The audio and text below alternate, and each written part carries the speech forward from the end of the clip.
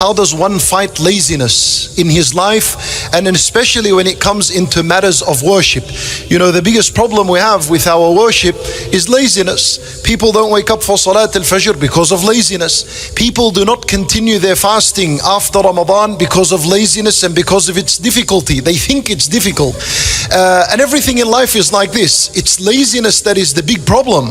And as technology advances and develops in this life, laziness becomes even more and more. Right? When you have everything on the phone, when you can do everything on the phone, when you can do everything online, people become lazy. So how does one defeat laziness in life? And we need to understand that the road to Allah subhanahu wa ta'ala is a long road. It's a long road, and it's a difficult road as well. There's a lot of hardships on the road, and this is why, this is one of the wisdoms for why Allah subhanahu wa ta'ala made His house, Al-Kaaba. He made it in a desert. He commanded that it's built in a desert, in a place that is cut off from the world. You know, when you get there, it's difficult. The question is, why didn't Allah Azza wa Jal order and command for His house to be built on the coastline, next to the beach, on the shoreline, where there's greenery and alhamdulillah, the weather? Why not? Al-ulama rahimahumullah, they said, the road from here to Mecca is a difficult road, full of hardship, in a valley. It's difficult, it's hot.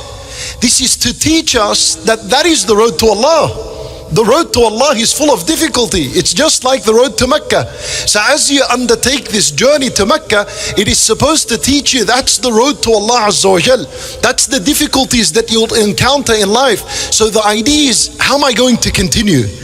And not allow laziness to be an obstacle before me in the path of Allah subhanahu wa ta'ala. That's the question we want to answer. How to defeat laziness. My brothers in Islam, we need to understand that the greatest purpose in life is to worship Allah subhanahu wa ta'ala. That's the greatest purpose in life. And this purpose, to worship Allah, Allah Azza wa Jal made mention of it in the first surah of the Quran, which is Surah Al-Fatiha.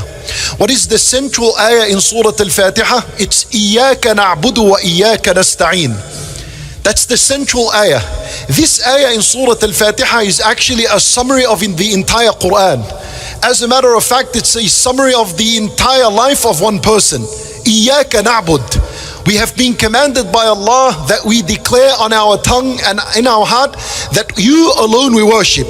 Worship, that's the purpose. How do we worship? How does one worship Allah? What's the tool? What's the means to worship Allah?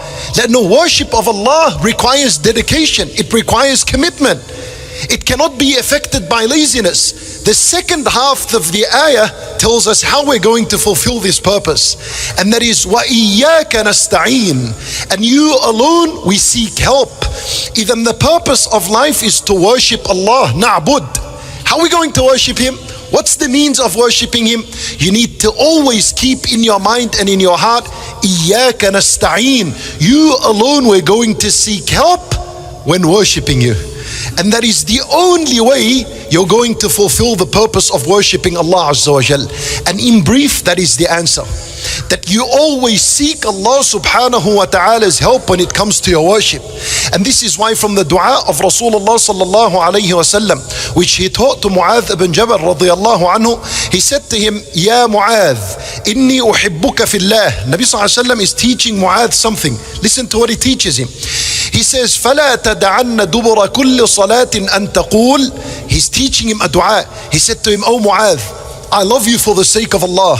And that has its effect on itself. This is a statement that is teaching us Nabi sallallahu alayhi wa sallam how he used to deal with his companions. Look at the love and the mercy and the compassion he had. He wants to teach him something important. He said to him, do not leave out after every salat that you say and make this dua, Allahumma a'inni على ذكرك وشكرك وحسن عبادتك. Al-ulama rahimahumullah, they say that this dua is supposed to be said at the end of the salat before at-taslim. Before you make as-salam and you exit the salat, make the last dua you say, Allahumma a'inni ala dhikrik. Oh Allah, give me the power and the strength and the ability to remember you.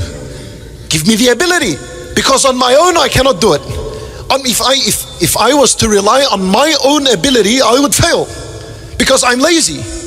but give me the ability to remember you. أعني على ذكرك وشكرك. And the best of dhikr to Allah is the one that makes gratitude of Allah. وذكرك وشكرك, and to thank you. And the best of gratitude shown to Allah, وحسن عبادتك, the excellent worship of Allah subhanahu wa ta'ala, to master and perfect your worship. So you're asking Allah Azza wa Jal in this dua to give you the strength and the ability to remember Him, to be grateful to Him, and these two should lead to حسن عبادتك, to perfect the worship for Allah Azza wa Jal. This is a dua you're supposed to say after every salat. This is 5 times. And even in your sunan at the end of the salat, you're supposed to say it. And in this dua, you are acknowledging that if you are left on your own, you'd be able to do nothing. You know, now my brothers in Islam, I share with you something else. This is a dua that you're asking Allah to give you the ability and the strength to worship Him.